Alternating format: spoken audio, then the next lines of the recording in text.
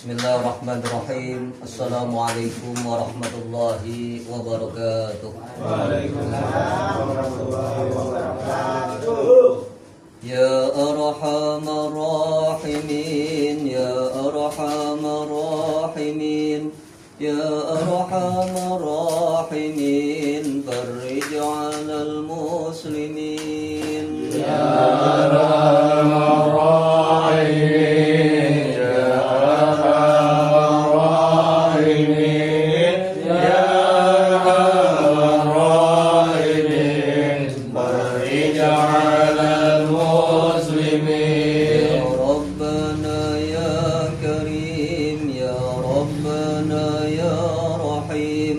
Anta jawadul halim wa anta ni'mal mu'in. Ya arhamar rahimin, ya arhamar rahimin, ya arhamar rahimin, farij 'alal muslimin. Wa laysa narju siwa qadrik ilahi قبل الفنا والحلاك يا أم دنيا ودين. يا أرحم الراحمين، يا أرحم الراحمين، يا أرحم الراحمين، فرج على المسلمين. وما لنا ربنا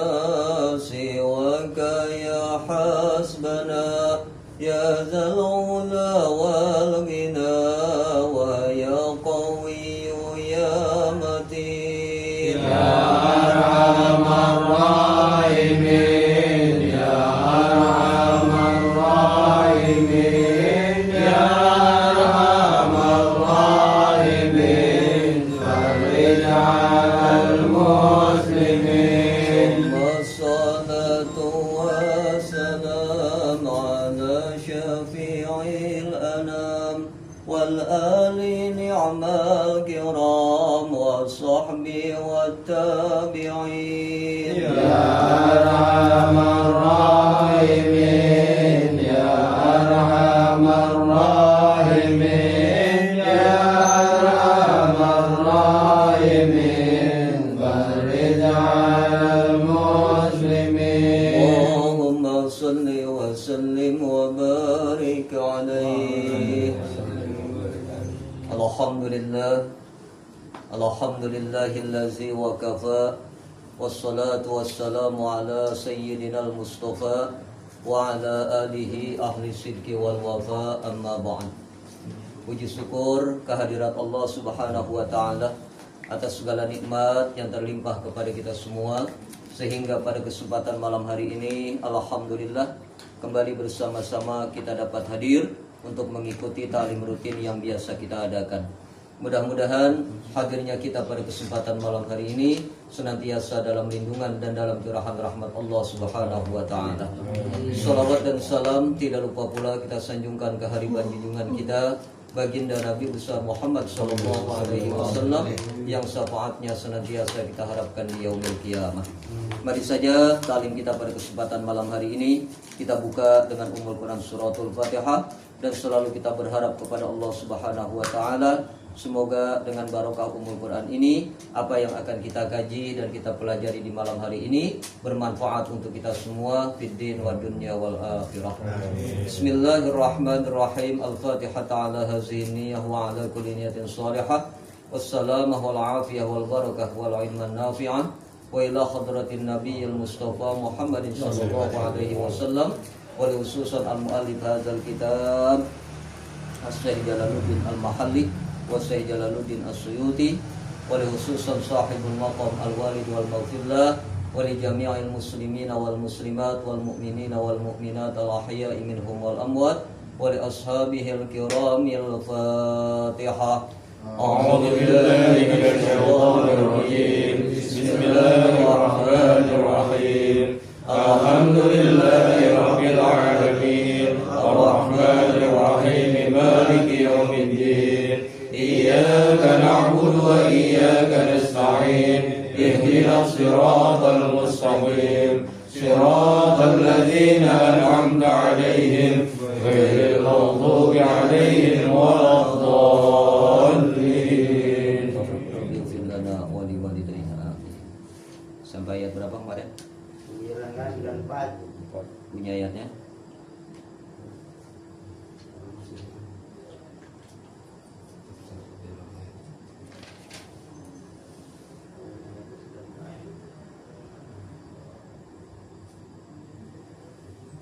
Qul in kanat lakumud darul akhirah.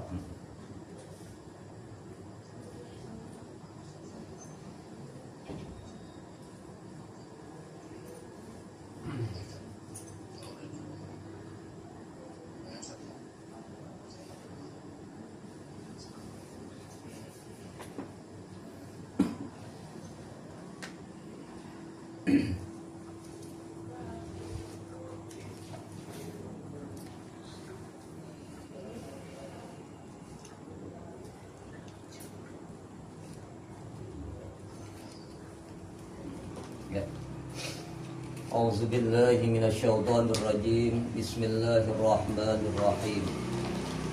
Qul in kanat lakumud darul akhiratu indallahi khalisatan min dunin nasi fatamannawul mauta in kuntum shadiqin. Qul, katakan olehmu Muhammad, lahum kepada Bani Israel, in kanat jika adalah engkau, lakumud darul akhiratu kamu sekalian adalah penghuni akhirat, ayil jannati yang dimaksud adalah surga, indallahi di sisi Allah, khalisatan secara khusus, khosotan artinya khusus, min dunin nasi dari selain manusia, kama za'amtum sebagaimana sangkaan kamu sekalian, fatamannawul mauta maka hendaknya kamu sekalian mengharapkan kematian, in kuntum shadiqin jika kamu sekalian orang-orang yang benar. Ta'allaqa bitamnihi sartani, ta'allaqa digantungkan, bitamnihi dengan harapannya, asyartani dua syarat, ala annal awalu atas sesungguhnya yang pertama, kidun pisani itu menguatkan di dalam yang kedua. Ai in sodaktum artinya jika kamu sekalian benar, fi za'mikum di dalam sangkaan kamu, annaha sesungguhnya sorga, lakum bagi kamu, wa man kanat lahu yuksiruha dan orang yang adalah baginya bekasnya sorga, wal muwassilu ilaiha dan disambungkan kepada sorga, al mautu oleh kematian, fatamannauhu maka hendaknya mereka mengharapkan, walayyatamannauhu abadan dan tiadalah kamu sekalian mengharapkan kematian abadan selama-lamanya, bima qaddamat aidihim dengan apa-apa yang terdahulu di hadapan mereka, min kuprihim dari kekufuran mereka, bin nabiyyi kepada Nabi sallallahu alaihi wasallam, al mustalzimu likadzibihim yang membiasakan untuk mendustakan mereka. Wallahu dan Allah alimun itu maha mengetahui, bizzalimina dengan orang-orang yang zalim, al kafirina yang kafir, payujazihim maka akan dibalas mereka. Wala tajidannahum dan demi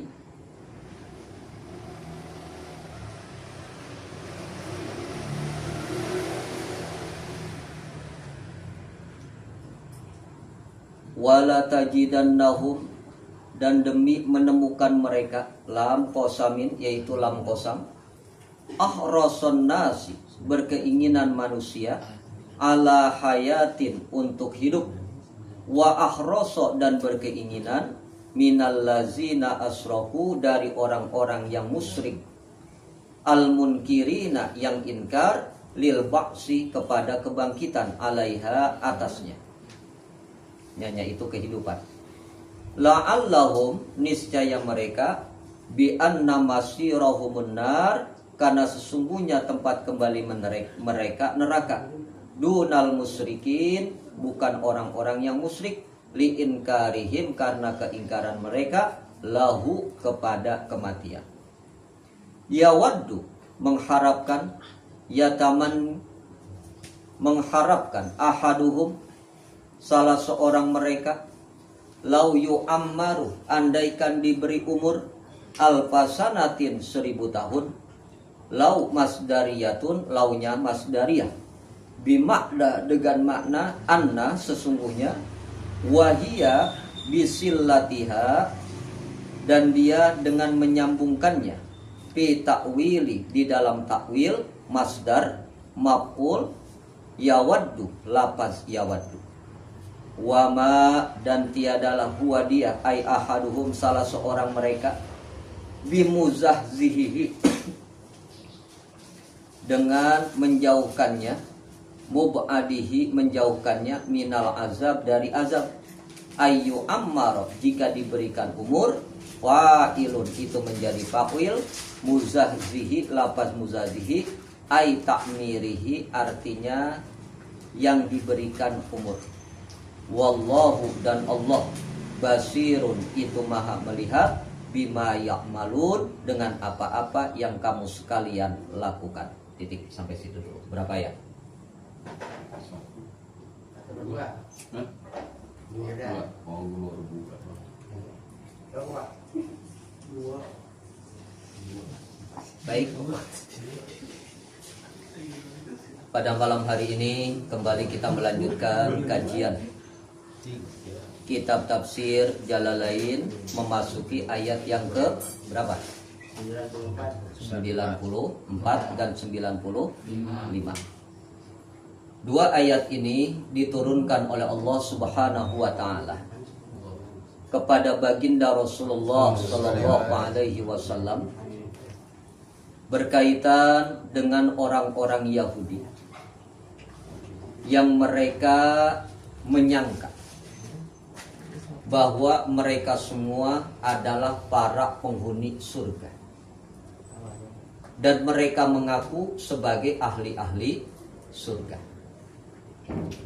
Maka untuk menjawab pengakuan dan sangkaan mereka tersebut, Allah menurunkan dua ayat ini sekaligus. Ini sebagai jawaban kepada seluruh umat manusia. Janganlah beranggapan bahwa surga adalah milik kita sendiri atau milik satu golongan. Ini tidak diperbolehkan oleh Allah Subhanahu wa ta'ala. Kenapa demikian? Karena orang yang bisa masuk ke dalam surganya Allah Subhanahu wa ta'ala semata-mata karena rahmat Allah. Dan siapapun bisa masuk ke dalam surga jika memang Allah menghendakinya. Tidak peduli dia dari kelompok manapun, dari bangsa manapun, jika memang dia pantas untuk masuk ke dalam surga, pasti dimasukkan oleh Allah Subhanahu wa ta'ala. Jangan seperti orang-orang Yahudi di zaman baginda Rasul, yang mereka mengaku sebagai ahli surga, dan hanya mereka yang pantas untuk masuk ke dalam surga. Maka perkataan mereka dijawab oleh Allah Subhanahu wa ta'ala. Kata Allah, Bismillahirrahmanirrahim. Qul, katakan olehmu Muhammad, lahum kepada mereka, yaitu orang-orang Yahudi, in kanat lakumud darul akhirah, jika adalah kamu sekalian termasuk penghuni akhirat, yang dimaksud adalah ayil jannah, penghuni surga, indallahi khalisatan, di sisi Allah secara khusus min dunin nas, dari selain manusia, kama za'amtum, sebagaimana sangkaan kamu. Maksudnya Nabi diperintahkan oleh Allah Subhanahu wa taala agar menegaskan kepada Bani Israel, orang-orang Yahudi, bahwasanya ketika mereka diajak untuk beriman kepada Allah dan Rasul-Nya dan memeluk Islam, ternyata mereka menolak. Dan penolakan mereka karena mereka beranggapan merekalah kelompok orang yang paling benar dibandingkan dengan orang-orang lain, maka orang-orang lain tidak pantas untuk masuk ke dalam surga. Maka katakan olehmu Muhammad kepada mereka, benarkah ucapan mereka itu, dan apakah yang mereka katakan bukan hanya sekedar harapan? Maka akhirnya ditantang oleh Allah. Katakan, fatamannawul mauta in kuntum shodiqin. Kalau memang kalian semua termasuk ahli surga, kata Allah, maka saat ini juga hendaknya kamu sekalian mengharapkan kematian. Kalau bahasa kitanya, disuruh mati aja dah. Pengen tahu nanti ahli surga atau bukan? In kuntum shodiqin, jika kamu sekalian termasuk orang-orang yang benar, orang-orang yang jujur di dalam perkataannya. Nah, jawaban Allah ini tegas, bahwasanya jika ada orang yang mengaku sebagai ahli surga, coba suruh mati duluan, kira-kira masuk surga apa kagak? Dan itu memang sudah dikatakan oleh Allah kepada orang-orang Bani Israel. Ketika mereka mengaku sebagai ahli surga dan penghuni surga, maka kata Allah, harapkan sekarang kematian buat kamu. Kalau memang kau termasuk orang yang benar, bahwa surga hanya diperuntukkan untukmu, maka lebih baik mati. Kenapa demikian? Diterangkan di sini. Ta'allaqa bitamnihi syarton, digantungkan lafaz fatamannawul mauta in kuntum shodiqin dengan tamanni dua syarat. Syarat yang pertama itu menekankan kepada syarat yang kedua. Maksudnya apa? Kita lihat nih tantangan Allah. Fatamannawul mauta, maka hendaknya sekalian mengharapkan kematian, dan ditegaskan lagi in kuntum shodiqin, jika kamu sekalian orang-orang yang benar. Sekarang pertanyaannya, ada nggak di antara manusia yang pengen mati buru-buru? Ada. Kalau yang waras otaknya nggak bakalan mau. Kecuali yang error otaknya, pengen mati buru-buru. Untuk orang yang waras otaknya tidak bakal mengharapkan kematian. Bahkan mereka mengharapkan supaya diberikan umur yang panjang. Kemudian ditegaskan dengan ayat in kuntum shodiqin, jika kamu sekalian orang-orang yang benar. Ternyata apa? Bani Israel, orang-orang Yahudi ini, mereka adalah orang-orang yang ragu-ragu. Mereka nggak ngerti, nggak paham dengan dirinya sendiri, apakah mereka orang yang benar ataukah orang yang tidak benar. Maka dikatakan, in sodaqtum fi za'mikum annaha lakum wa man kanat lahu yuksiruha. Jika memang kamu sekalian orang yang benar sesuai dengan sangkaan kamu, sesungguhnya kamu sekalian itu mengharapkan kematian saja. Dan nanti ada bekas daripada itu semua. Yang dimaksud bisa sampai kebenaran itu kepada diri kita pada saat kita menemukan kematian. Kalau belum mati, kita nih ngakunya orang paling benar. Percaya nggak? Lagi di dunia kita dikatain, lu brengsek, lu marah kita. Benar? Dikatain orang kagak benar, marah kita. Padahal apa? Bisa jadi memang begitu. Nah, jadi kalau kita pengen tahu kebenaran tentang diri kita, kita ini orang yang baik atau yang tidak, maka jalannya adalah disambungkan dengan kematian. Lihat firman Allah dalam Al-Quran.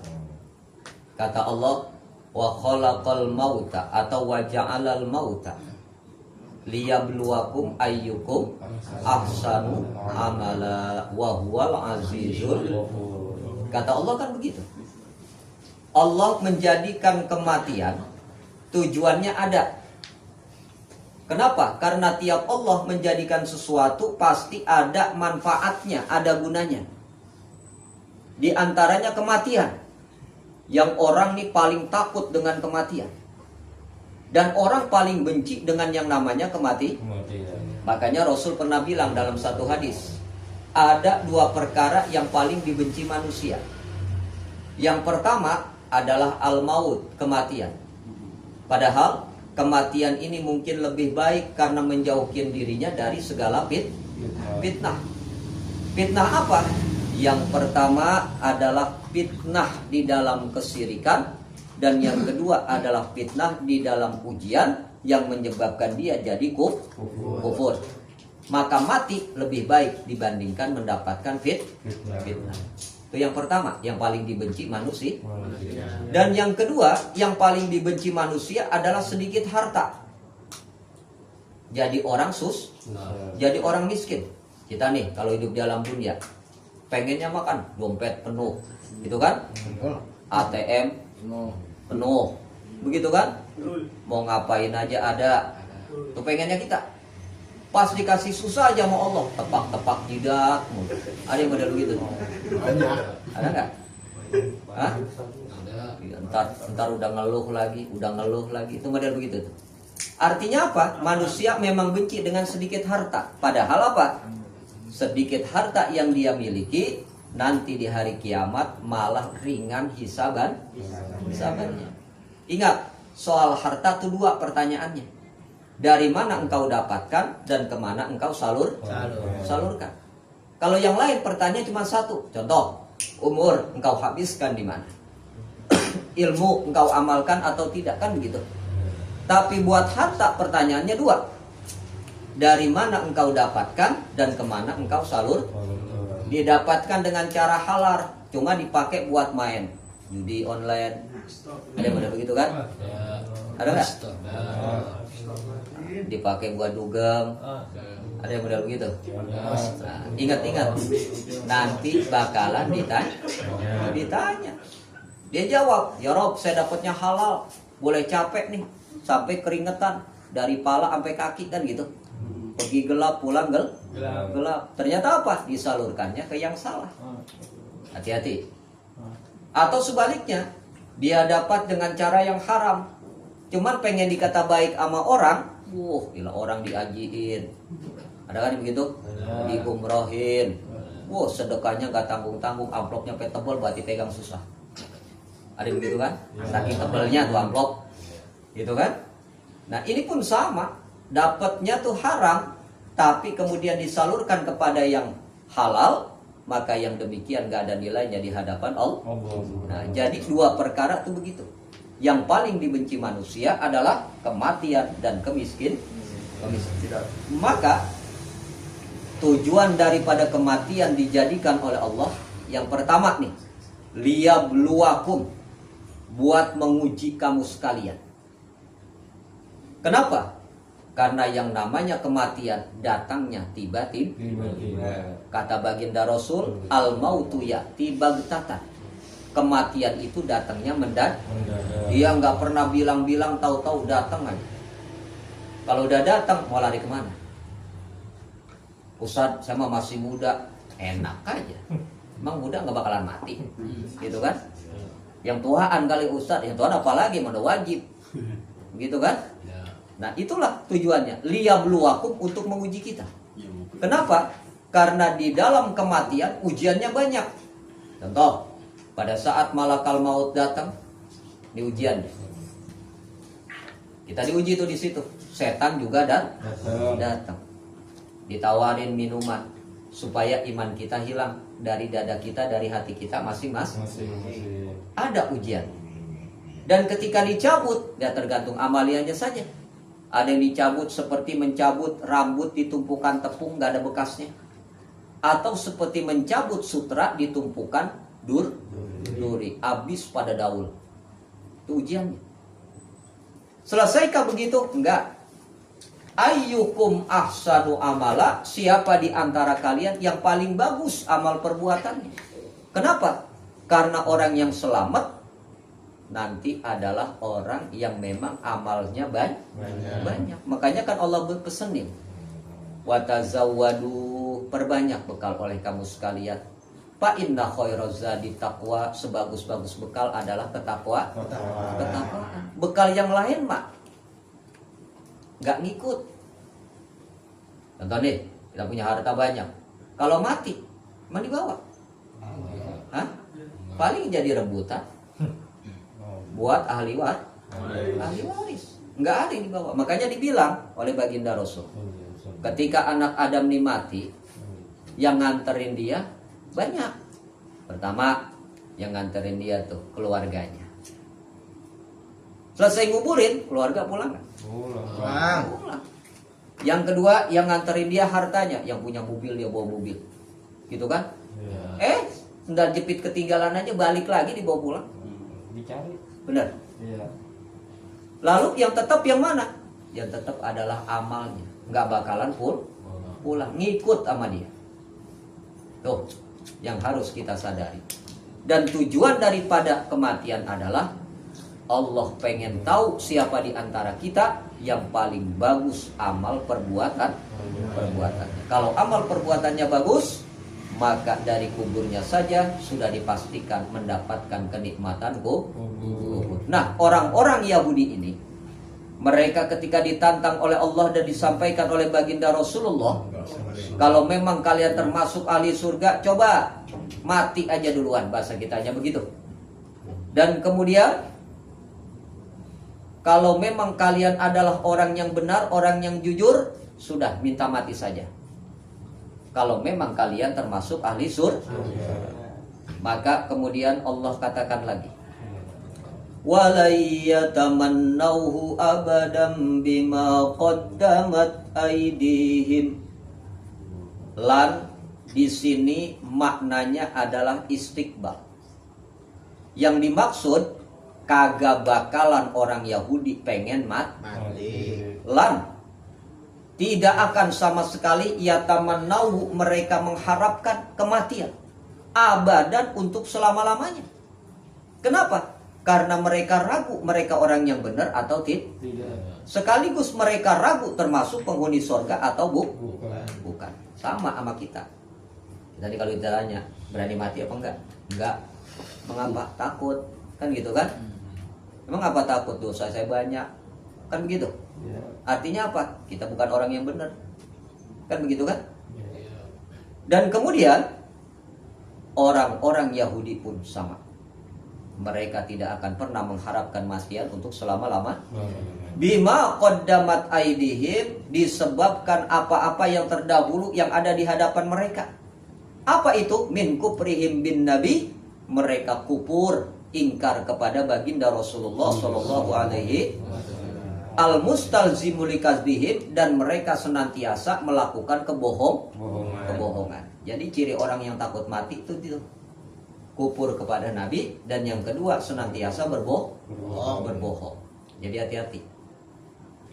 Orang yang sering banyak bohong pasti takut mati. Kenapa? Nanti di sono habis dibedah. Habis diperlihatkan oleh Allah kebohongan kita. Kalau di dunia kita bisa menutupinya. Tapi ketika kematian sudah menghampiri, Allah perlihatkan tuh di depan mata kita semua kebohongan kita, yang akhirnya tempat kembali kita pun diperlihatkan oleh Allah. Makanya di akhir ayat ini Allah katakan, wallahu alimum bizzalimin, dan Allah itu maha mengetahui bizzalimin, dengan kezaliman mereka, yaitu yang dimaksud kekufuran mereka, kekafiran mereka. Fayujazihim, maka nanti pasti akan dibalas mereka oleh Allah Subhanahu wa ta'ala. Ini yang paling menakutkan. Karena segala amal perbuatan kita, termasuk kedustaan kita, pasti dibalas oleh Allah Subhanahu wa ta'ala. Kita pernah membaca cerita bagaimana Rasulullah menyaksikan orang yang sering berdusta, lidahnya itu menjulur. Dan kemudian lidahnya ini dipakai untuk menggantung badannya. Ketika dipotong, ketika ditusuk, nyambung lagi, terus begitu. Ketika ditanya, mereka adalah orang-orang yang suka berdusta di alam dunia. Nah, dari mulutnya keluar darah, keluar nanah yang berbau bus. Dan ingat, ketika kita berdusta itu malaikat pergi. Ini di dunia nih. Pada saat kita berdusta, malaikat pergi. Berapa jarak perginya malaikat ini? Ada yang mengatakan tuh jaraknya ya sampai 70 hasta. Tahu hasta? Depaan kita nih, tangan. Itu malaikat pas begitu kita berbohong, tuh malaikat pergi. Nggak mau mendengarkan dan menyaksikan kebohongan kita. Kenapa? Malaikat juga takut dosanya. Itu di dunia. Cuma kadang-kadang mohon maaf, kita di dunia ini enteng banget buat bohong kan. Selama tidak ketahuan, santai saja bro. Bener? Ada yang begitu? Cuma apa? Ketika kita berbohong harus ditutupi lagi kebohongan kita. Akhirnya apa? Capek kita berbohong dan berbohong. Coba apa? Supaya gak ketahuan bagaimana cara nutupinnya. Dan itulah yang dilakukan oleh orang-orang Yahudi. Lihat kebohongan dia. Semuanya sudah diperlihatkan, dia tutupi lagi, dia tutupi lagi. Dengan berbagai macam cara supaya kebohongannya tidak diketahui manusia. Maka selanjutnya Allah katakan, wala tajidannahum ahrasan nasi ala hayah. Demi kata Allah, mereka semua nih berkeinginan, termasuk manusia ala hayatin, untuk hidup selama-lamanya. Yang dimaksud bukan hanya orang Yahudi Bani Israel, hampir seluruh manusia kata Allah mereka mengharapkan untuk hidup dan hidup. Kagak pengen yang namanya mati. Nggak percaya, coba tanya nenek-nenek sama aki-aki. Yang udah tua. Wak, pengen mati gak Wak? Kan gitu kan? Ternyata apa? Kata tuh nenek-nenek, enak aja loh. Kan begitu kan? Kenapa? Ahrason nasi ala haya. Manusia selalu berkeinginan panjang umur, hidup terus-menerus, nggak ada yang namanya mati. Dan hebatnya Bani Israel pernah minta dulu supaya nggak mati. Dikabulin sama Allah. Coba kalau sekarang di umat kita baginda Rasul dikabulin, kagak ada yang mati.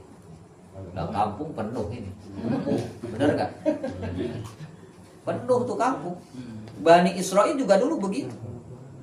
Ketika mereka menginginkan supaya hidup selama-lamanya, dikabulin. Nggak ada yang namanya kematian. Cuma kemudian apa yang terjadi? Terjadi kendala sosial. Orang sakit kagak baik-baik, ya kan? Yang lahir terus ada, yang tua kagak mati-mati. Akhirnya apa? Tiap satu rumah penuh penghuninya. Nggak ada yang mati. Nah, bagaimana kalau ini terjadi? Kan repot yang ada. Padahal kematian itu adalah untuk melepaskan segala sesuatu supaya menjadi lebih baik. Ahrasan nasi ala haya, yang namanya manusia itu berharap dan berkeinginan, bernafsu untuk terus hidup.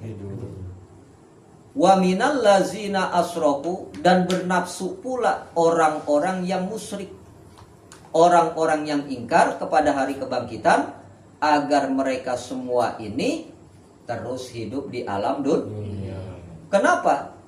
Karena mereka mengetahui bahwa tempat kembali mereka adalah neraka. Maka kagak pengen yang namanya mati. Begitu. Sama sama kita nih. Kenapa sih gak pengen mati? Takut sama siksa kubur. Kan begitu kan? Karena kita tahu siksa kubur pedihnya bukan main. Coba kalau nggak ada siksa kubur, orang mati banyak banget udah. Bener gak? Atau kalau nggak ada neraka, mereka tuh yang namanya mati enteng-enteng aja. Cuma karena dia tahu di kubur aja sudah ada siksa kubur, ditambah lagi di akhirat ada neraka, maka mereka tidak berkeinginan untuk mati, termasuk orang-orang yang menyekutukan Allah. Yawaddu ahaduhum law yu'ammaru al-basana. Mereka berharap, kata Allah, salah seorang di antara mereka agar diberikan umur 1000 tahun. Kayak kita nih, kita kan pengennya panjang umur terus kan. Kalau bisa udah dikasih umur 100 tahun pengen nambah jadi 200, udah 200 tahun pengen nambah jadi 1000 tahun, 1000 tahun udah kayak engkuk gitu kan. Orang-orang Yahudi itu sama begitu. Mereka malah berharap pengen umur nyampe 1000 tahun. Cuma zaman sekarang mengimpi kayaknya. Bener kan? Makanya di sini pakai kalimat tamanni, ya wadu, hanya sekedar pengharapan dan pengharapan. Nggak bakal pernah kejadian. Wa ma huwa bimuzazihi minal azab, dan tiadalah salah seorang di antara mereka ini kecuali tempat kembalinya adalah azab Allah. Kalaupun dikasih umur 1000 tahun, pas mati tetap dapatnya azab Allah. Kali gitu gara-gara umur panjang gak dapat azab Allah, kan gak mungkin. Kalau dia orang yang musyrik, seberapa banyak pun umur yang diberikan Allah, tetap saja balasannya adalah azab Allah. Itu yang pasti. Jadi manusia yang bernilai di hadapan Allah bukan panjang pendek umurnya, tetapi yang bernilai di hadapan Allah adalah keimanan dan amal soleh serta ketakwaan. Itu yang bernilai. Percuma umur panjang sampai 1000 tahun isinya maksiat mulu. Azabnya pun berkali lipat tentunya di sana, karena seiring dengan umurnya di alam dunia. Ya kita pengen kan umur panjang gitu kan. Kemudian amal kita banyak kan begitu. Makanya Rasul bilang, sebaik-baik manusia adalah yang panjang umurnya dan banyak amal soleh. Tapi seburuk-buruk manusia adalah yang panjang umurnya dan banyak amal buruknya. Itu yang paling apes nih, umurnya pendek maksiatnya banyak. Nah, ini apes nih udah nih. Umur pendek dipakai buat maksiat mulu, habis udah. Kelar kan? Nah ini manusia yang paling jelek. Maka dikatakan ayu ammar wallahu basirum bima ya'malun. Mereka menginginkan supaya punya umur yang panjang, dan Allah Maha melihat dengan apa-apa yang kamu lakukan. Yang dimaksud semuanya pasti Allah balas. Kebaikan dibalas dengan kebaikan, keburukan dibalas dengan keburukan. Kalau tidak di dunianya, maka setelah kematiannya pasti akan dibalas oleh Allah Subhanahu. Dan inilah salah satu bentuk keadilan yang diberikan oleh Allah Subhanahu wa ta'ala. Ya, ada yang mau ditanyain?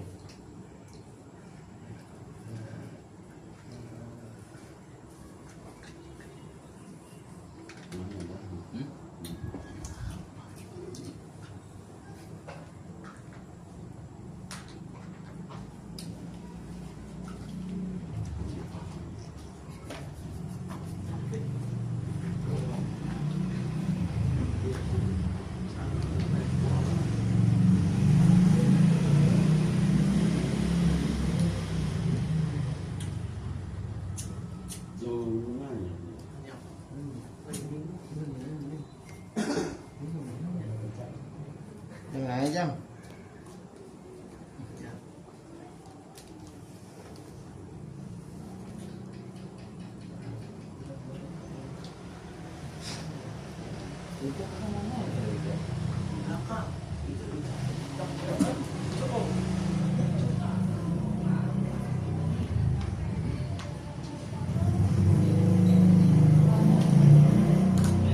Ini bang, dalam ilmu permusyrikan lah ya, yang kita kenal kan ada yang namanya jenglot lah, namanya kata karang lah, yang kita saksiin jasad ini kan hidup.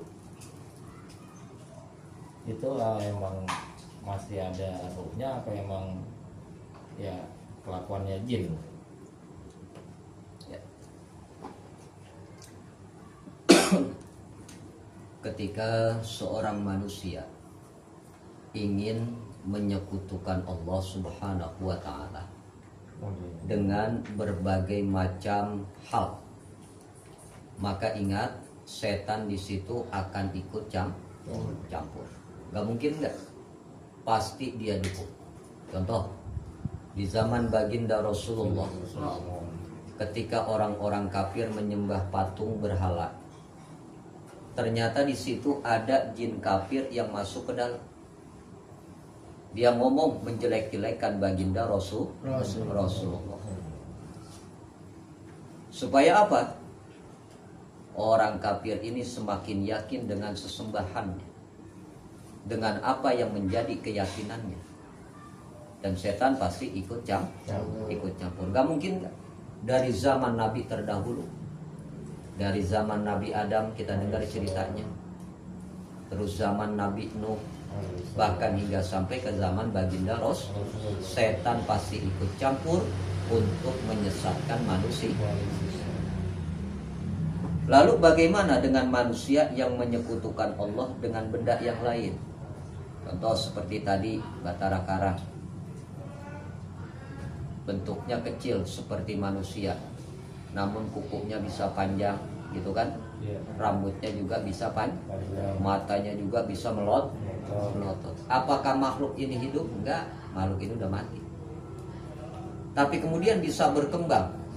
Apa yang ada di badannya, tentunya ini campur tangan daripada setan. Supaya apa?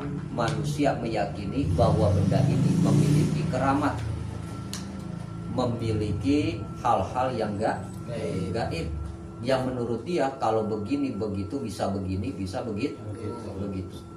Dipermainkanlah akal sehat manusia, ditutupi keimanannya, dan yang disajikan adalah kekufurannya. Akhirnya ketika dia sudah menikmati hal tersebut, maka seakan-akan hal itu wajar-wajar saja. Banyak kayak begitu? Banyak. Ya.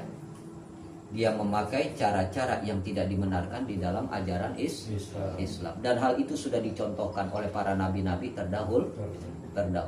Tinggal masaknya, manusianya, generasinya saja yang berbeda.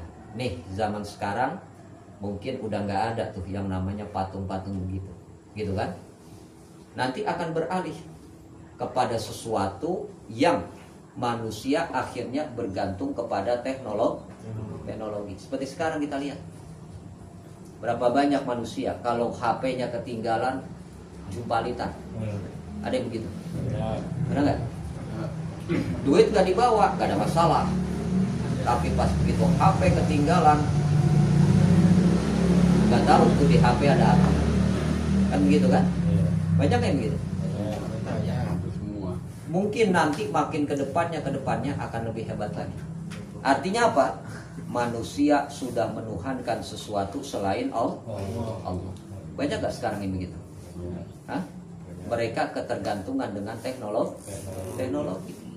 Bahkan teknologi menurut mereka jauh lebih hebat dibandingkan dengan kehendak Allah.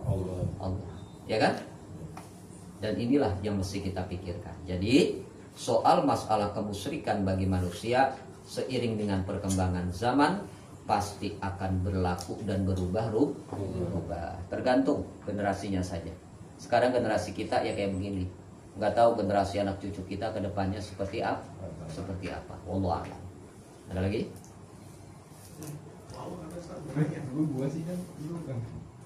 Kalau emang umur kan udah ditakdirin,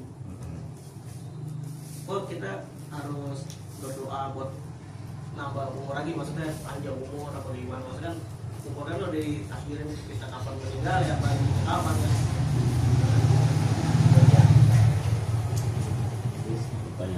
Umur tiap makhluk memang sudah ditetapkan Allah.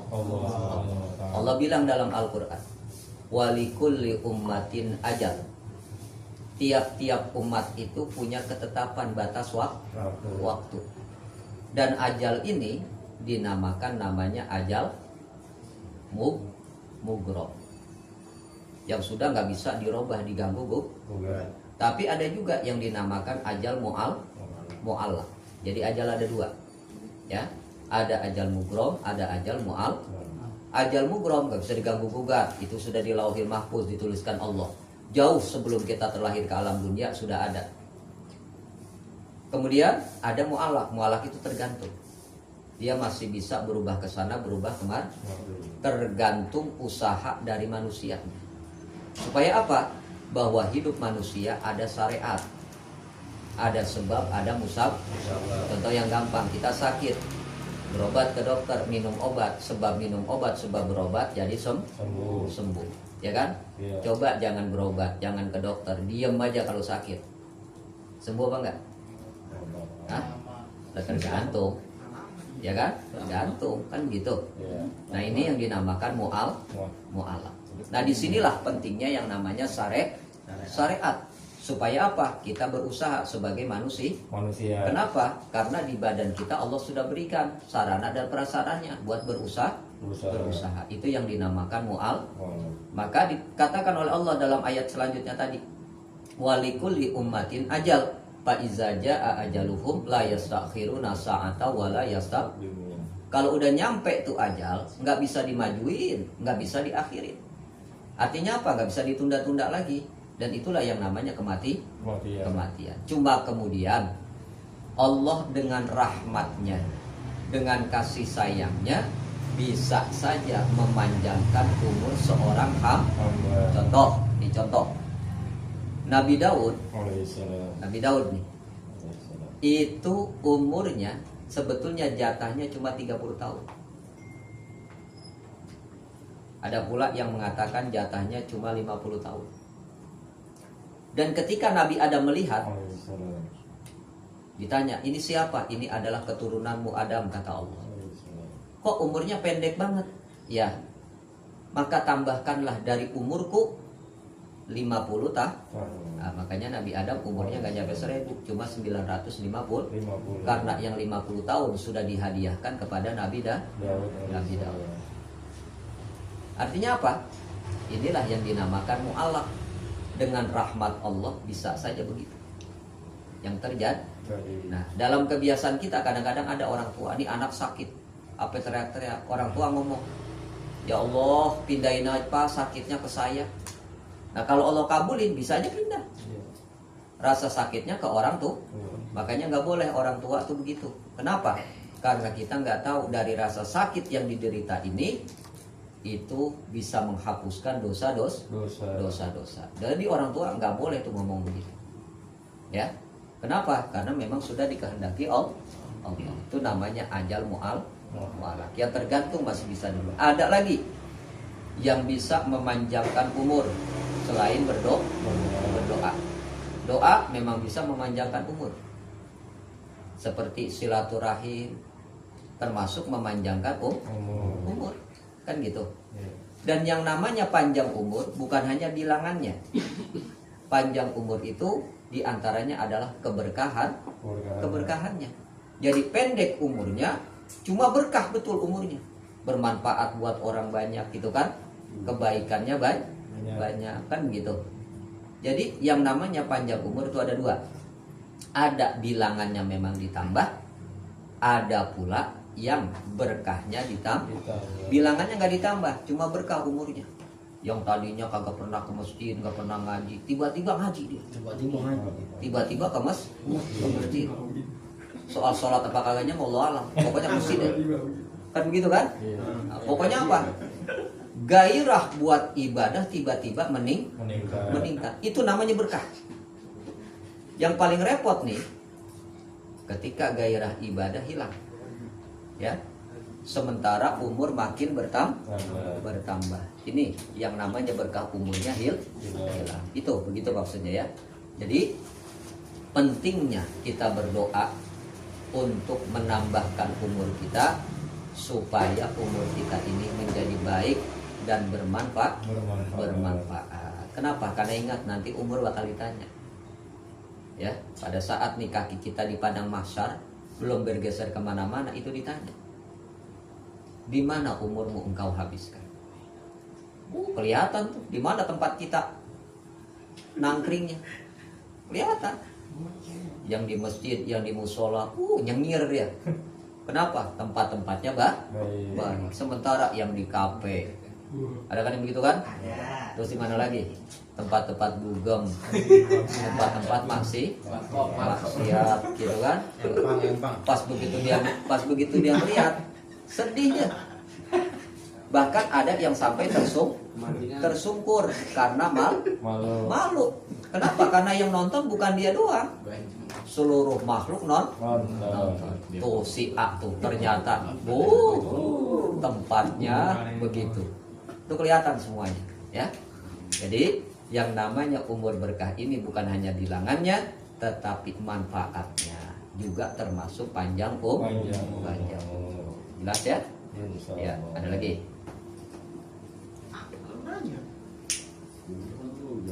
Jual tang jualan juga.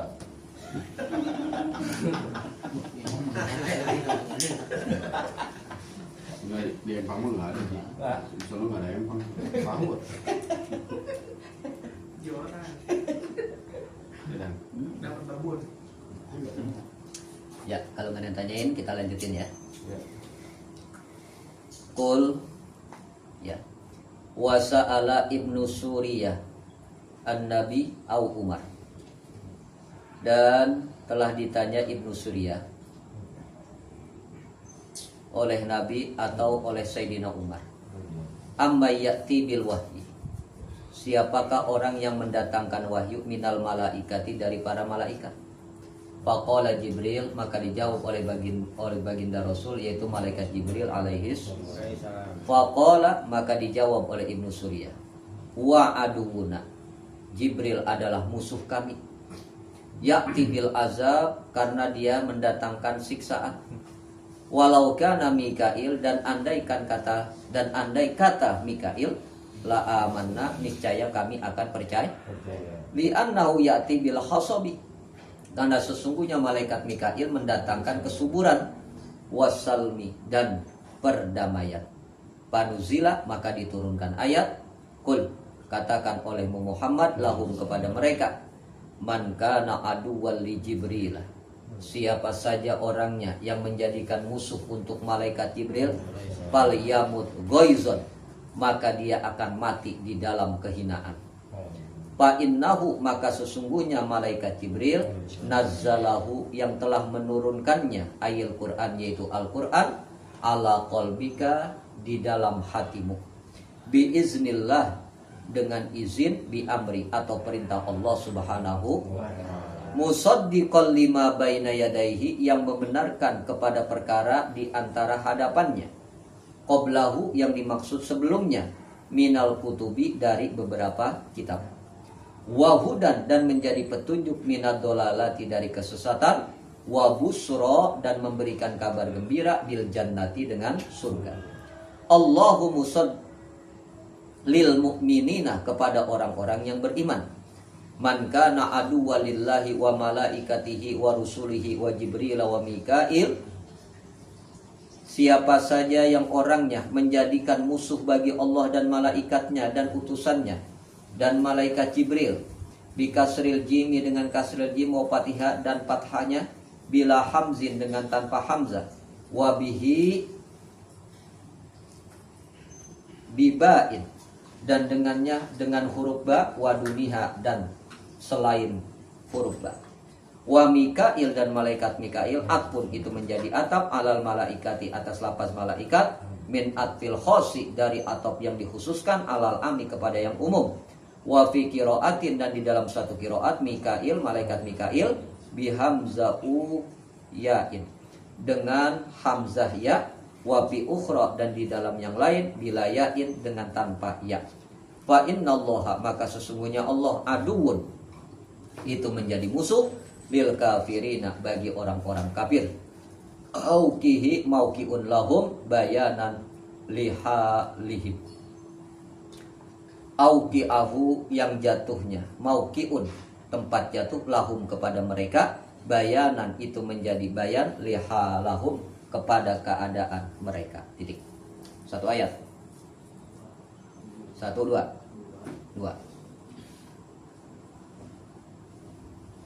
Ayat yang selanjutnya adalah pertanyaan dari orang Yahudi kepada baginda Rasulullah SAW tentang siapa yang menurunkan wahyu kepada baginda Rasulullah SAW. Maka dijawab oleh baginda Rasul, yang menurunkan wahyu kepada beliau adalah malaikat Jibril alaihis. Tiba-tiba orang ini yang bernama Ibnu Suriyah berkata, bahwa malaikat Jibril adalah musuh buat kami. Karena malaikat Jibril mendatangkan azab. Beda dengan malaikat Mikail. Kalau saja yang menurunkan wahyu kepadamu adalah malaikat Mikail, baru kami akan percaya kepadamu Muhammad. Tuh, lihat coba orang Yahudi lagunya. Jadi kalau lagu yang kayak begini namanya apa ini? Hah? Padahal apa? Padahal mereka tahu yang menurunkan wahyu dari zaman Nabi Adam hingga sampai zaman baginda Rasul, yaitu malaikat Jibril alaihis, enggak pernah diganti oleh malaikat yang lain. Kenapa? Karena malaikat Jibril adalah utusan Allah yang menyampaikan wahyu kepada para nabi. Jadi apa yang dikatakan oleh orang Yahudi ini, Ibnu Surya, hanya sekedar alasan mencari-cari hal yang tidak mungkin. Kalaupun dikatakan malaikat Mikail, nggak bakalan percaya kepada baginda Rasul. Lalu apa yang menjadi alasannya? Karena malaikat Mikail, kata mereka, mendatangkan kesuburan. Tugas malaikat Mikail adalah menurunkan hujan dan sekaligus membagikan rizki. Terus malaikat Mikail ini pun membawa perdamaian. Padahal apa? Nanti sekalinya malaikat Mikail ya datang atau turun ke alam dunia ini, semuanya serba mengagetkan. Dan malaikat Mikail ini bukan tugasnya untuk menyampaikan tugas malaikat Mikail diantaranya membagi-bagikan rizki ini kepada kita semua. Ya, besok rizki kita bakal makan apa, minum apa, dapat duit berapa, apa yang kita dapat, itu malaikat Mikail yang bagi-bagi. Bukan malaikat Jibril. Jadi orang Yahudi hanya sekedar beralasan saja. Maka dijawab perkataan mereka oleh Allah Subhanahu wa ta'ala. Kata Allah, "Qul," sampaikan kepada mereka. "Man kana aduwwan li Jibril." Siapa saja yang menjadikan musuh malaikat Jibril, fal yamut ghaizan, maka dia akan mati dalam keadaan hina. Udah, nggak bisa diganggu gugat. Kalau pakai ada manusia yang berkata Jibril adalah musuhku, siap-siap aja matinya dalam keadaan hina. Nah, tapi di tempat kita hebat mereka, malah temannya jadi malaikat Jibril. Ada kan? Jadi malaikat Jibril lagi. Dan yang jadi perempuan. Memang malaikat Jibril perempuan. Gitu kan? Ada yang begitu?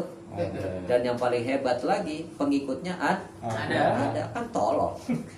Gitu kan? Kenapa? Fa innahu nazzalahu, karena sesungguhnya malaikat Jibril yang menurunkan Al-Qur'an ala qalbika, ke dalam hatimu Muhammad. Jadi caranya malaikat Jibril nih menurunkan Al-Qur'an itu langsung ke dalam hati baginda Rasulullah. Makanya setiap Ramadan Rasulullah bahasa kitanya selalu tadarus didengarkan oleh malaikat Jibril. Dan turunnya Al-Qur'an itu berjarak, nggak sekaligus. Nggak seperti kitab-kitab lain, Taurat, Zabur, Injil, itu kan sekaligus turunnya. Untuk Al-Quran bertahap 23 tahun bertahap. Dan itu turun langsung ke dalam hati baginda Rasul. Makanya ada suratnya, Alam Nasrah laka sadrak wa wada'na an allazi an qadaza wa rafa'na. Ini adalah ayat-ayat pujian kepada baginda Rasul. Alam nasrah laka sadrak, bukankah hatimu sudah aku terangkan, bahasa kita.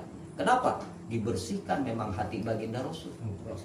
Nggak ada dalam hati baginda Rasul perasaan benci, kesel, nggak ada. Dalam hati Rasulullah betul-betul murni. Makanya Rasul mah nih, kalau diejek gak bakalan marah. Hatta ditimpuk sekalipun mau dibunuh gak bakalan marah. Beda sama kita. Coba-coba dikatain. Ya kan? Kan begitu. Itu baginda Rasul. Itu kayak begitu. Maka kita lihat di sini, bagaimana orang yang menjadikan malaikat Jibril menganggapnya sebagai musuh, maka dia akan mati dalam keadaan hidup. Karena malaikat Jibril tugasnya adalah menurunkan Al-Quran kepada baginda Rasul langsung ke dalam hati Rasul. Makanya kalau kita pengen hafal Quran, ya jangan pakai otak, tapi pakai hati. Kenapa? Karena banyak orang nih yang hafalnya cuma pakai otak, bukan pakai hati. Lihat tingkah lakunya. Ada orang hafal Quran sembahyang kagak mau. Ada nggak? Banyak. Ada orang hafal Quran sama orang tua ngelawan. Ada nggak? Banyak. Kenapa? Karena hafalannya cuma sampai di otak, nggak sampai ke dalam hati. Padahal apa?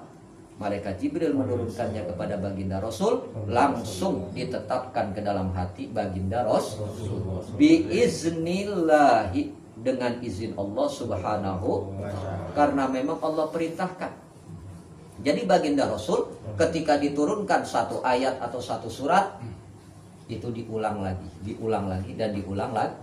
Makanya ada istilah di kita namanya tadarus Al-Qur'an. Nah, kalau ada sebagian saudara kita yang ngomong tadarus Al-Qur'an bid'ah. Ada yang ngomong gitu kan? Ada nggak? Ada yang ngomong gitu, tadarus Al-Qur'an bid'ah. Biarin aja. Bid'ah buat dia, buat kita kan? Kenapa? Karena kita tahu sejarahnya. Bagaimana Rasulullah setiap Ramadan selalu tadarus Al-Quran didengarkan oleh malaikat Jibril. Kalau kita kan nggak mungkin ya dengerin malaikat, benar nggak? Ya loh, malaikat dengerin bacaan kita. Kata malaikat, kacau nih bacaannya, kacau nih, gitu kan? Makanya dengerin juga orang, yang benerin juga orang. Kadang-kadang dibenerin pakai marah lagi. Ada udah gitu. Ada nggak? Banyak. Ada. Dia baca salah, hurufnya, makhrajnya gitu kan? Atau tajwidnya dibenerin. Ada. Marah. Gak datang lagi. Tadarus Quran. Lah tolol banget itu mana? Ada kan yang begitu? Ada. Nggak boleh. Ya. Kenapa? Karena kalau orang lari dari Al-Quran, ya, nah, maka hatinya tidak akan pernah terbuka. Gitu, ya. Jangan lari dari Quran. Nah, Al-Quran ini musaddiqal lima baina yadayhi. Al-Quran membenarkan perkara yang ada di hadapannya, yang dimaksud sebelumnya, yaitu kitab-kitab sebelum diturunkannya Al-Quran. Ingat, kalau kitab-kitab yang lain sudah tertulis langsung, ya, Zabur, Taurat, Injil udah tertulis langsung. Tapi Al-Quran enggak, memang tersimpan di dalam hati baginda Rasulullah. Kenapa begitu? Karena Allah pengen jamin kebenarannya. Enggak bisa diganggu dan dirubah oleh tangan-tangan manusia. Coba kita lihat Zabur, Taurat, Injil udah diganti-ganti enggak loh sama tulisan tangan orang? Pasti. Keasliannya udah diragukan. Tapi untuk Al-Quran, karena tersimpannya di dalam hati, siapa yang bisa rubah? Enggak ada. Makanya Allah bilang dalam Al-Quran, Inna nahnu nazzalna dzikra wa inna lahu lahafizun. Kami yang menurunkan peringatan Al-Quran dan kami, kata Allah, yang akan menjaganya. Contoh sekarang nih, ada cetakan kurang titiknya aja satu, ketahuan. Atau ada bagian huruf yang dibuang, ketahuan. Beda dengan kitab-kitab yang lain. Kalau kitab yang lain, jangankan cuma satu huruf, sebaris, selembar, hilang, nggak ketahuan. Beda dengan Quran. Itulah jaminannya daripada Al-Quran. Dan isi Al-Quran membenarkan kepada kitab-kitab yang lainnya. Ya, sebagai contoh, yang nggak ada di dalam kitab-kitab yang lain, cuma ada di dalam Al-Quran, cuma beberapa surat. Yang pertama adalah surat Al-Fatihah.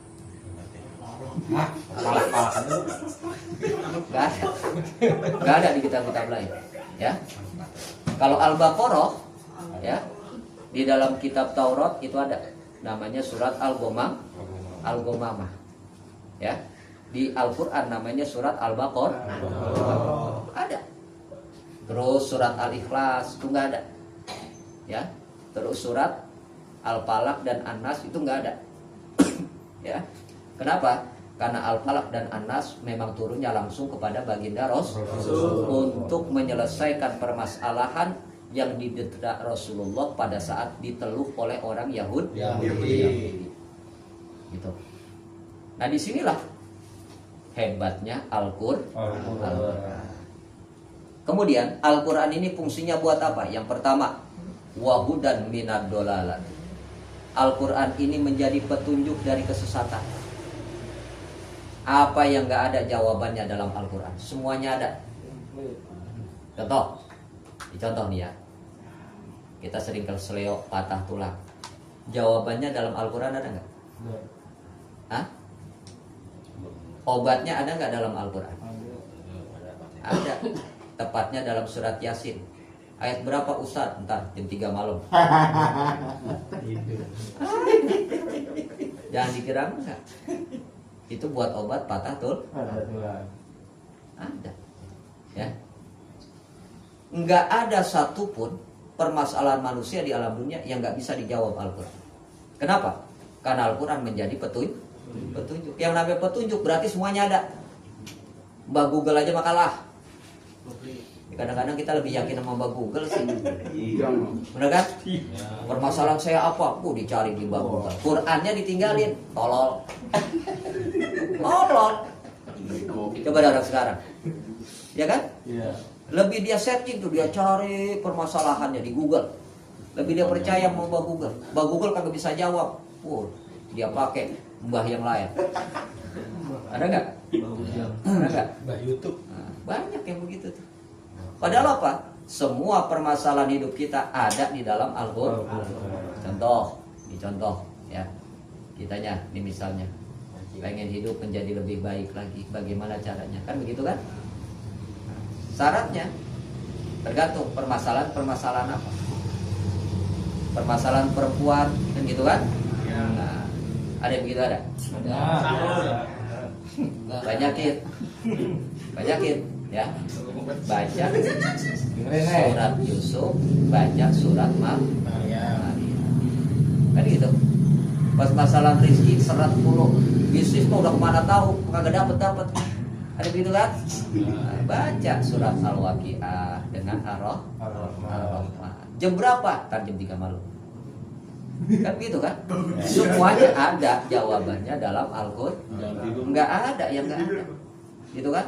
Ya. Ustaz, bagaimana nih laki-laki yang butuh obat kuat? Tolol. Kenapa? Jawabannya ada dalam Al-Quran. Yang mana ayatnya? Ini lain lagi khususon. Bawain. Ada semua. Ada lagi ya. Bagaimana Ustaz supaya punya istri tetap perawan terus? Ada nggak dalam Quran? Yang dikira enggak. Ada semuanya. Mancing Ya kan? Mancing katanya. Mancing. Ya kalau mancing apalin doa Nabi Khidir alaihis salam.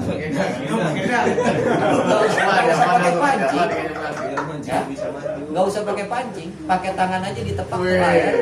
Bismillahirrahmanirrahim. Datang tuh ikan. Mau enggak? Agak nungguin jadi gabung lama.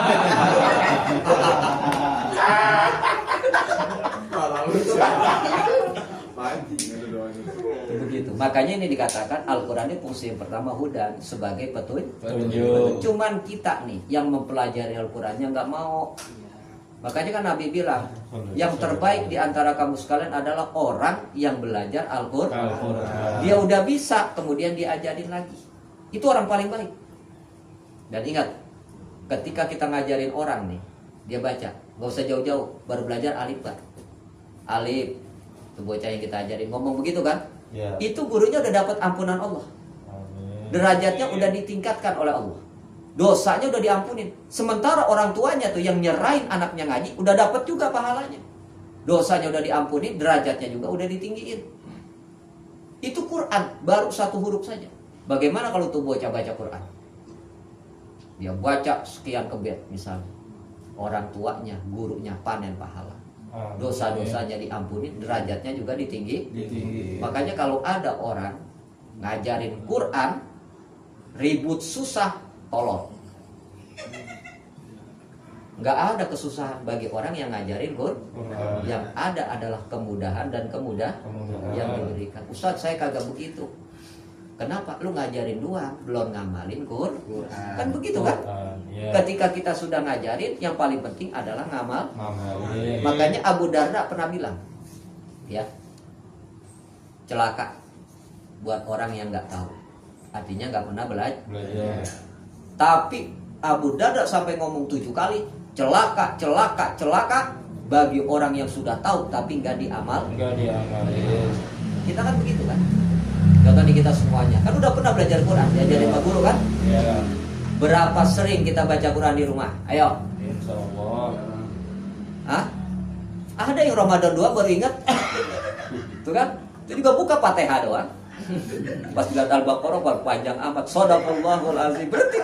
Amin. Ada kayak begitu? Artinya apa? Apa yang kita sudah boleh belajar, ya. Kalau pengen tahu manfaatnya, termasuk Quran nih, supaya bisa jadi petunjuk buat kita, amalin dalam kehidupan kita. Begitu, ya. Semuanya ada dalam Quran. Nggak ada yang nggak ada dalam Quran. Jawabannya ada dalam Quran. Cuman yang mananya, ini pentingnya kita belajar. Di situ, makanya orang yang berkeinginan belajar itu nggak akan ada selesainya. Kenapa? Karena Quran ini ketika dikaji saja, ya, untuk masalah ilmu fikih aja belum selesai. Belum selesai. Ilmu fikih ini yang ditemukan baru berapa? Padahal total semuanya kurang lebih ada 500 lebih. Sekarang yang ada baru ketemu 300-an lebih. Ya. Ini masih tugas kita mencari ilmu dalam Al-Quran. Cuman karena kita bacanya begitu, ditambah kagak ngerti artinya, ayo dulu turun aja kita makan. Bener? Semua ilmu ada dalam Al-Quran.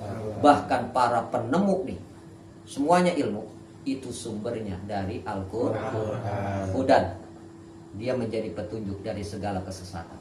Coba kalau dia nggak gali Qurannya, kita nggak bakalan temu ilmu apa. Termasuk nih nggak bakalan ada HP. Kalau tidak digali dari Quran. Salah satu petunjuk dari ilmu HP adalah algoritma. Kalau nggak dipakai algoritma, nggak ada HP itu. Siapa penemu algoritma? Ayo. Ya kan? Sumbernya dari mana? Dari Al-Quran. Jelas. Itu hebatnya Al-Quran. Dan Al-Quran semakin digali, semakin bertambah mukjizatnya. Ya, makanya jangan heran kalau ada orang sakit dia baca Quran sembuh, gitu kan? Nggak usah surat yang panjang-panjang, Fatihah aja dia baca. Berapa banyak? Nah itu masalahnya. Kan gitu kan? Kita baca Fatihah baru 1 kali udah pengen baik. Ada yang model begitu tuh? Ada. Kan? Nah ini pentingnya kita. Kemudian wa busra, dan Al-Quran ini menjadi kabar gembira bil jannati, dengan sorga. Lihat, Al-Quran selalu memberikan kabar gembira lil mukminin, kepada orang-orang yang beriman dengan sorga. Kenapa? Karena Allah nggak mau nakut-nakutin kita. Kita nih disuruh senang. Senang di dunia, senang di akhir. Makanya di dunia mah kalau sedih jangan kebangetan. Ini kadang-kadang ada baru diputusin, wah seminggu nangis semua. Ada yang ganti ya Bang. Begitu terus. Emang aja. Jatah 4. Jadi yang dikatakan wa busro, ketika kita baca Quran pasti senang. Nih kita lagi sedih nih, kita ambil Quran, kita baca, senang hati kita, tenang yang ada. Coba ambil HP, lihat macam-macam. Selesai kita melihat, pikirannya tambah kan? Bener gak? Yang dia baca berita politik ngerti kagak? Bener? Pas begitu kepencet lagi iklan yang dia pengenin, dia mau beli duitnya kagak. Yang ada tambah pak. Coba kalau dia buka Quran, gua busro, pasti akan merasa senang. Itu. Jadi kalau pengen mencari kebahagiaan gampang, buka Quran, baca Quran. Kenapa? Itulah kegembiraan buat orang-orang yang beriman. Dan ingat, setiap huruf yang kita baca nanti nih di dalam kubur dia akan menemani kita. Amin. Ya, akan menemani kita. Belum lagi di akhirat akan memberikan pembelaan kepada orang-orang yang membaca Al-Qur'an. Selanjutnya, man kana aduwwan lillahi wa malaikatihi wa rusulihi wa Jibril wa Mikail.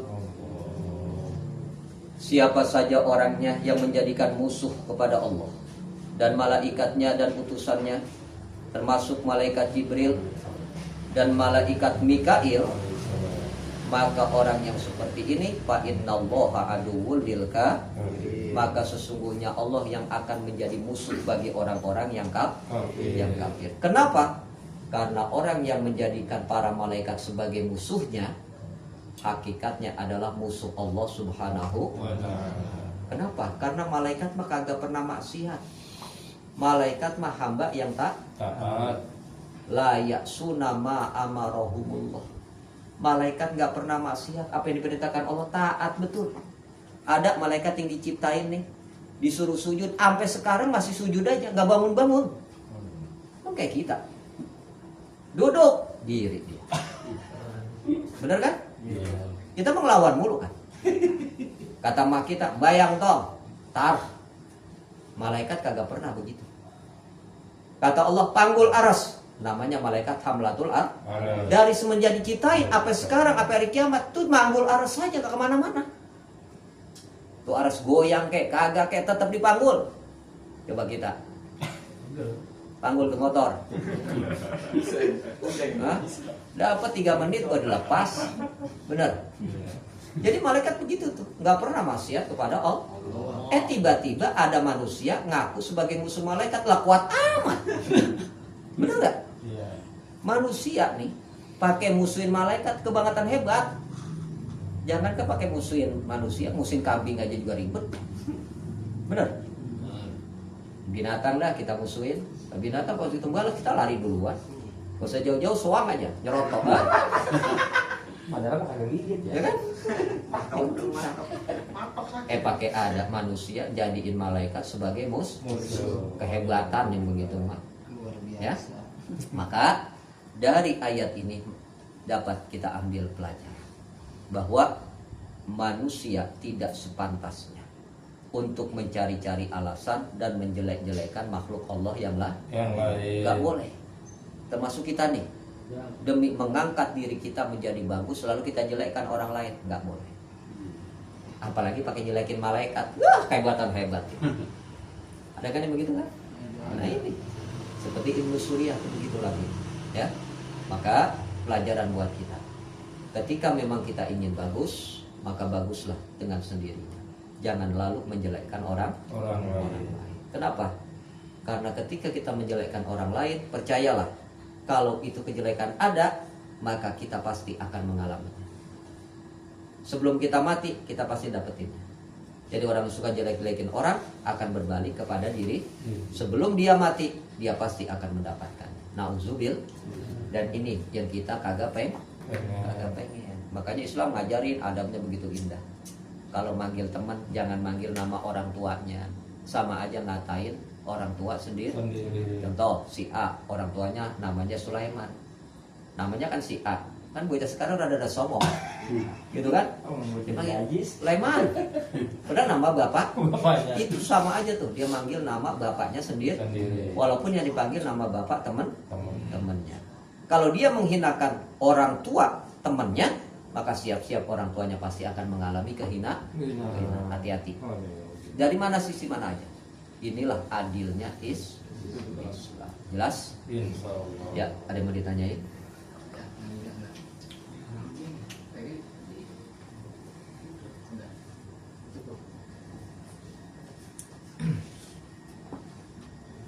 Pertanyaan 3 surat akhir dalam Quran, Bang.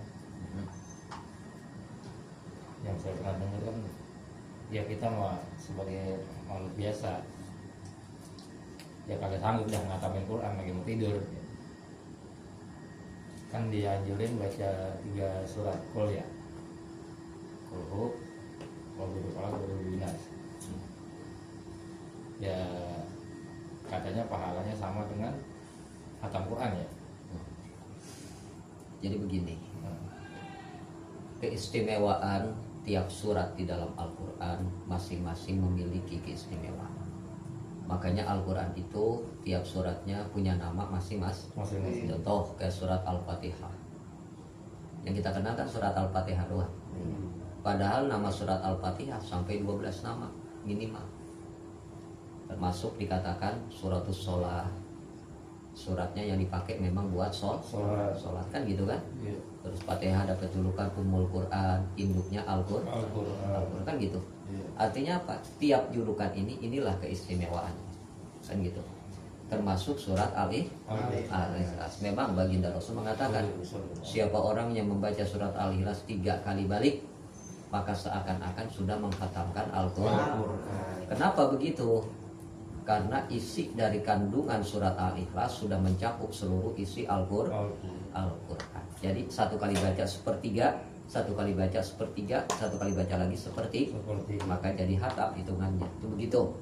Dan termasuk Sayyidina Ali karramallahu wajhah yang mengamalkan keistimewaan surat Al-Ikhlas. Jadi ketika Nabi mengatakan, siapa saja di antara kalian yang malam ini bisa menghatamkan Al-Quran hingga sampai pagi, maka aku nikahkan dengan putriku. Sahabat yang lain dia baca dari mulai Al-Baqarah terus sampai pagi, belum juga hatam. Lah sahabat aja nggak hatam, apalagi model kita. Bener? Iya. Ini model kita. Ini Ramadan aja belum tentu hatam. Bener? Benar. Nah, sahabat belum. Akhirnya pas Sayyidina Ali karena tahu ilmunya, dan Sayyidina Ali adalah kuncinya ilmu, dia baca surat Al-Ikhlas 3 kali. Habis itu dia tidur. Pagi-pagi bangun. Ali, kau sudah menghatamkan? Udah ya Rasul. Apa yang kau baca? Surat Al-Ikhlas ya Rasul. Berapa kali? 3 kali. Iya, karena memang Rasul yang mengatakan, siapa yang membaca surat Al-Ikhlas 3 kali seperti menghatamkan Al-Quran. Cuma jangan lalu ini jadi patokan. Kadang-kadang ada kurang jago berani baca Al-Ikhlas perlu dibaca. Ya kan? Kagak pernah ngatamin Al-Quran. Kenapa? Karena tiap surat dalam Al-Quran punya keistimewaan masing-masing. Itu ya. Jadi tiap Quran itu punya julukannya. Tinggal kita mau ngambil hikmahnya apa enggak, mau ngamalinnya atau tidak. Nah, lalu disunahkan ketika mau tidur apa yang mesti dibaca? Macam-macam. Yang pertama istighfar. Buat siapa? Buat diri kita dan buat seluruh orang-orang Islam. Istighfarnya astagfirullahalazim kan gitu. Wali jami'il muslimina wal muslimat wal mu'minina wal mu'minat al ahya'i minhum. Itu seakan-akan kita mendoakan seluruh orang Islam yang ada di alam dunia. Pahalanya kita dapat sesuai hitungan orang Islam yang ada di dunia. Pernah kita begitu istighfar mau tidur? Pernah? Kan gitu kan? Itu yang pertama. Yang kedua, jangan lupakan baca surat Al-Ikhlas minimal 3 kali. Al-Falaq dan termasuk surat Al-Baqarah awal dan akhirnya. Siapa yang bisa mengamalkan itu, maka setan tidak akan mengganggunya ketika tidur. Bisa. Jadi itu yang kita baca tiap tahlil itu manfaat. Kalau kita amalkan sambil tidur. Jadi Quran itu mau ayatnya mau suratnya punya keistimewaan. Jelas ya? Ya, ada lagi? Kalau mau tidur sholawat gimana? Jadi begini, baginda Rasul pernah berpesan kepada putrinya Fatimah radhiyallahu anha. Kata baginda Rasul, janganlah engkau tidur Fatimah sebelum engkau melaksanakan ibadah haji atau ibadah umroh. Kan gitu. Ya. Buat Fatimah putri Rasulullah kan di Madinah. Kalau mau haji atau mau umroh kan dekat ya, Mak. Iya. Ya kan? Bagaimana dengan kita di sini? Ayo. Kenapa? Karena khitabnya ini umum kepada seluruh umatnya. Ya.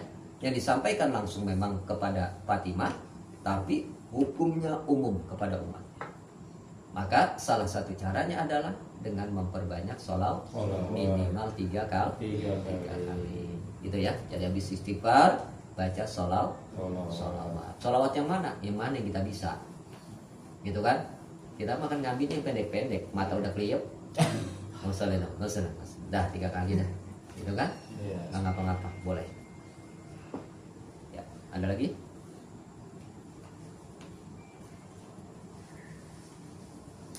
Itu kalau baca sholawatnya itu udah rebahan apa posisi duduk dulu gimana? Sholawat mau dibaca bagaimanapun boleh. Mau sambil duduk jadi, sambil jalan boleh. Mau tiduran juga boleh. Mau mancing supaya banyak dapat ikan jadi boleh.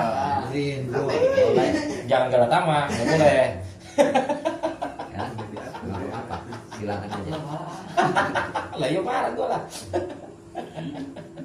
Jadi sholawat itu umum. Jangan main slot ya. Silakan aja.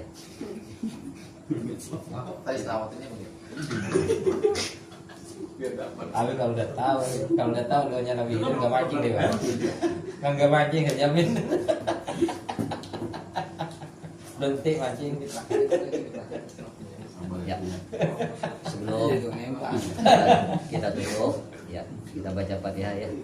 Kebetulan AA minta dibacakan Fatihah khusus untuk ahli kuburnya yang telah berpulang ke rahmatillah.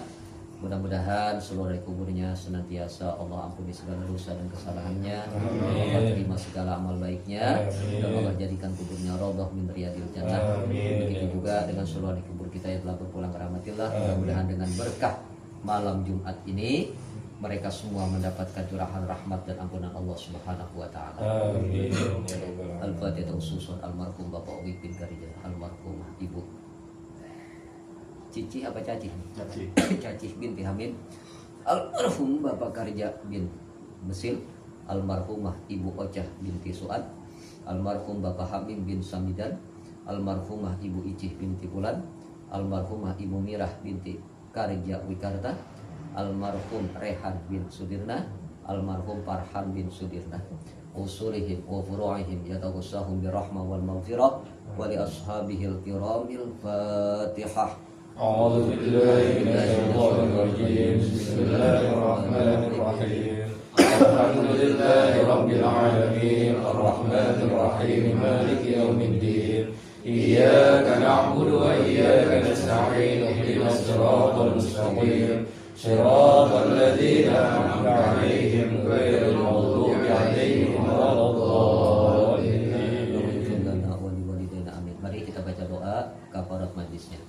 Bismillahirrahmanirrahim. Subhanaka Allahumma wa bihamdika asyhadu an la ilaha illa anta astaghfiruka wa atubu ilaik. Kurang lebihnya mohon maaf. Wassalamualaikum warahmatullahi wabarakatuh. Waalaikumsalam warahmatullahi wabarakatuh.